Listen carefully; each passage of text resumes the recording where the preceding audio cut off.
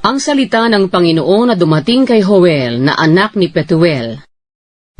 Dinggin ninyo ito, ninyong mga matanda, at pakinggan ninyo, ninyong lahat na mananahan sa lupain.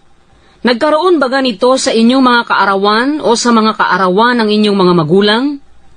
Saysayin ninyo sa inyong mga anak, at saysayin ng inyong mga anak sa kanilang mga anak, at ng kanilang mga anak sa susunod na lahi. Ang iniwan ng tipaklong ay kinain ng balang, at ang iniwan ng balang ay kinain ng uod, at ang iniwan ng uod ay kinain ng kuliglig. Magsibangon kayo, kayong mga manglalasing, at magsiiyak kayo, at manambitan kayo, kayong lahat na manginginom ng alak, dahil sa matamis na alak, sapagkat nahiwalay sa inyong bibig. Sapagkat isang bansa ay sumampa sa aking lupain, malakas at walang bilang.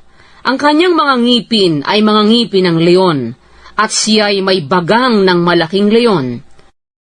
Kanyang iniwasak ang aking puno ng ubas, at ibinagsak ang aking puno ng igos. Kanyang tinalupang malinis at inihagis. Ang mga sanga niya oy naging maputi.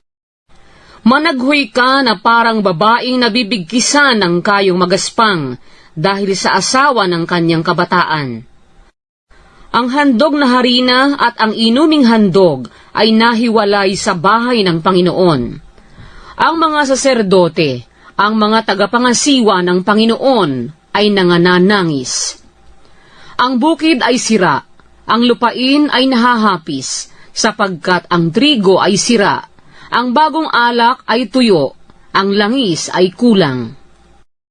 Mga hiya kayo, o kayong mga mangbubukid, manambitan kayo, o kayong mga mag-uubas, dahil sa trigo at dahil sa sebada, sapagkat ang pag-aani sa bukid ay nawala. Ang puno ng ubas ay natuyo, at ang puno ng higos ay nalalanta. Ang puno ng granada, ang puno ng palma ay gayon din, at ang puno ng mansanas, lahat ng punong kahoy sa parang ay tuyo, sapagkat ang kagalakan ay nawala sa mga anak ng mga tao. Mangagbigkis kayo ng kayong magaspang, at magsipanaghoy kayong mga saserdote. Manambitan kayo, kayong mga tagapangasiwa ng dambana.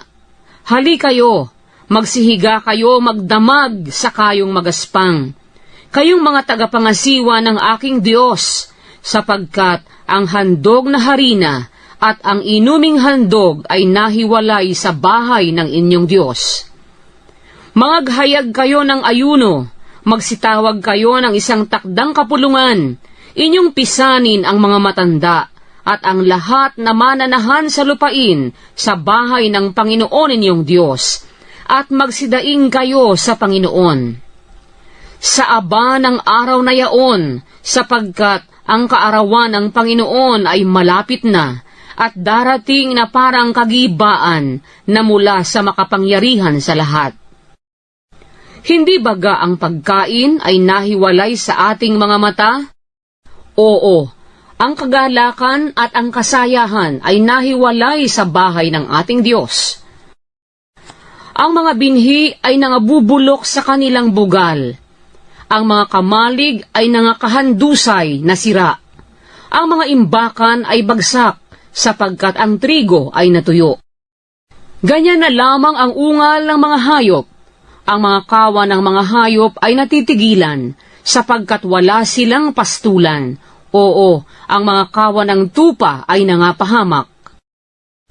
O Panginoon, sa iyo'y dumadaing ako, sapagkat sinupok ng apoy ang mga pastulan sa ilang, at sinunog ng liyab ang lahat na punong kahoy sa parang.